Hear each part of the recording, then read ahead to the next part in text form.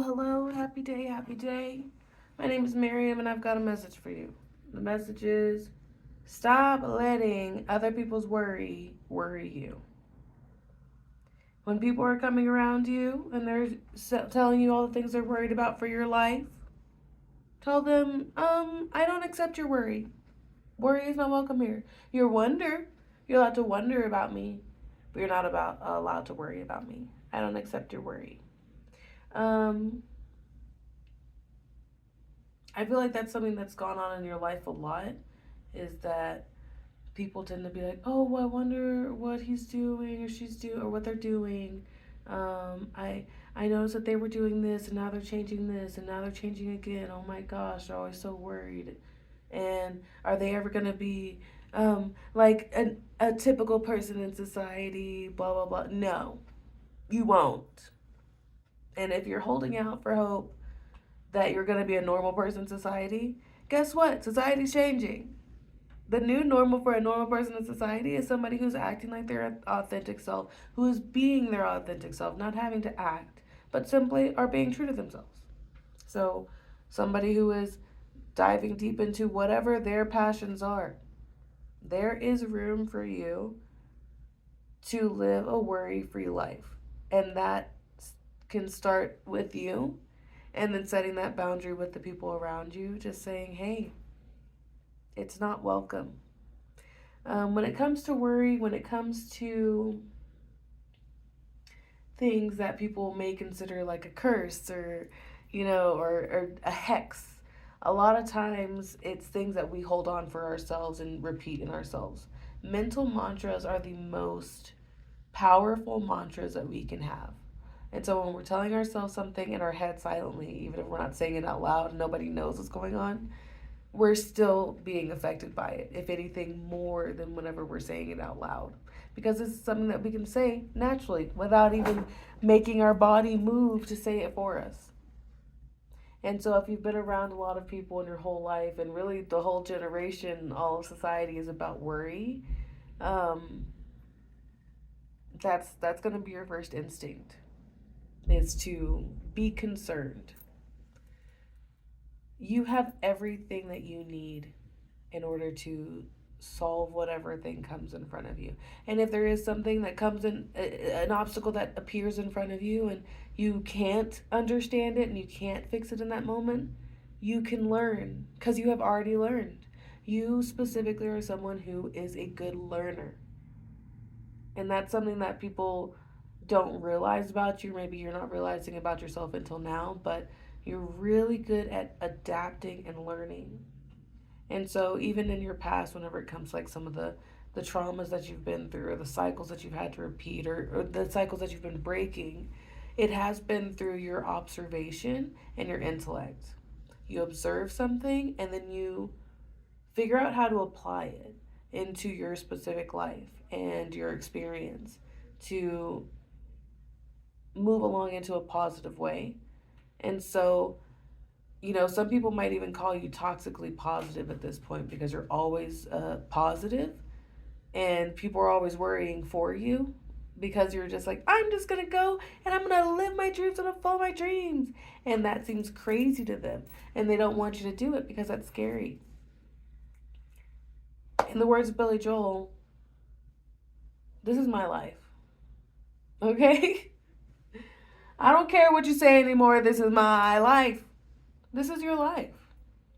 No one is going to live it for you. No one's going to deal with all the in betweens, all of the little details and the minutia that comes with being a human being and being happy as a human being. And so, since nobody else is going to walk those steps for you, then they can mind their own steps while you walk yours. Because they're over here trying to move your feet for you to go on a certain path. Meanwhile, their back's breaking because they're trying to fix it for you. And in that alone, you're still saying, don't worry about me because you need to take care of yourself. Don't worry about what I'm doing because I can see that you're actively avoiding your own path in order to help me, in order to worry for me. Oftentimes, when people are worrying, it has to do with their own worry about their own stuff. So, As this thing goes on and as things move on, you're going to notice a lot of lack of worry almost, and that's going to worry you. Because you're going to be like, well, aren't I supposed to be scared? No, you're not supposed to be anything. There are two emotions in this life that break off into many branches of other emotions, but the main emotions are fear and love. And you have to ask yourself, are your relationships, are the things that you're doing, are they led with fear or are they led with love? Oftentimes, is going to show up in anger, in worry, in hyper independence, in codependence. Um, and love shows up in belief that you can do things by yourself or other people can do things by themselves. Um,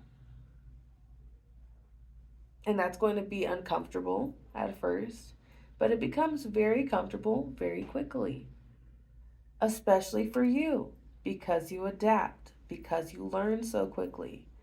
Once you realize that, oh, I'm actively working against my path by allowing people to worry for me. Granted, you cannot control other people's emotions.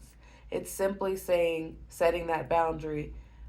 If you are going to talk to me, do not come to me with worry. You can come to me with wonder. And if they're trying their best, amazing. That's great. Let them continue to try their best. Eventually, their vocabulary will change because we all have stuff in our own language, in our own vocabulary that is limiting. We limit ourselves often. We say need, we say just, we say but, we say can't. We are naturally, in especially the English language, there's a lot of negation that we aren't realizing. Hope is a limiting language, a limiting word, because it implies that hope comes from desperation most times, and that we need hope to keep us pushing forward through a hard time, through a difficult time. And if you're hoping when things are not difficult, it's sending the wrong message. It's almost like you have your gas light on and you're just putting more oil in your car. 737 as I say that. I always do the backwards 373. 737 as I say that. So, really pay attention to what lights are actually on. Don't just be like, there's lights on, and if I just do this other thing, you can clean your car all you want, but unless you put gas in your car, it's not going to turn over and you're not going to go anywhere. But your car looks pretty and it's nice in the driveway.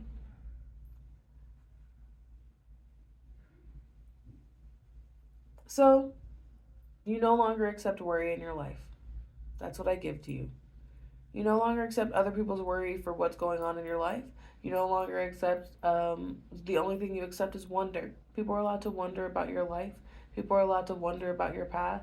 People are allowed to wonder about whatever vices or things that you seem negative. And whenever I say people, you're included in people. That's easier said than done because it's going to be real difficult to wonder about yourself whenever you're always so worried about yourself, even with your positivity. What if? There is no what if. This is what is happening. You are now in a wonderful world instead of a worryful one. That being said, we had a 737 pop up, at least that I saw. 7 is about purpose, it is about analyzing, it is about understanding you, it is about comprehension. And 3 is about communication. And then another 7, which is still about the comprehension, the socializing, and altogether it is going to be a connection with a 3 tying it in of purpose. In order to find your purpose, you have to talk to people about their purposes. You have to talk to yourself about your purposes. You have to get creative about things that light up your soul. 393 as they say that, which is another 3 energy, which is about creativity. That 737 is going to be a 9 energy, which is saying you are whole and complete and perfect just the way you are. Everybody wants to say you need a degree, you need money, you need something. You need something to make you worth investing in. You need something to that's going to make somebody to pay attention to you or whatever. But you really were already born with all the skills that you need.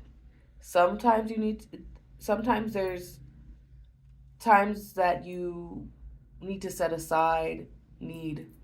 Sometimes setting aside time in order to discover things about yourself is the only thing that's holding you back.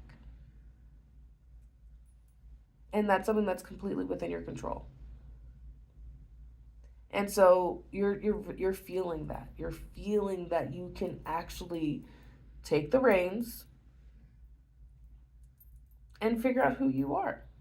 There is a lot of that energy of like you are figuring out who you are in a whole other way. You thought you knew who you were, and there are certain things that you already knew were a part of you, but you're really like stepping into it and like getting changed into this outfit, and you're like, there's no way that's gonna fit me. And then you put it on and it fits perfectly. Your body dysmorphia has like disappeared, and you're like, oh my gosh, I'm perfect and I'm healed. Literally just stepping into yourself. I don't know what that analogy was, but that's what it is. Um, that being said, lovely souls,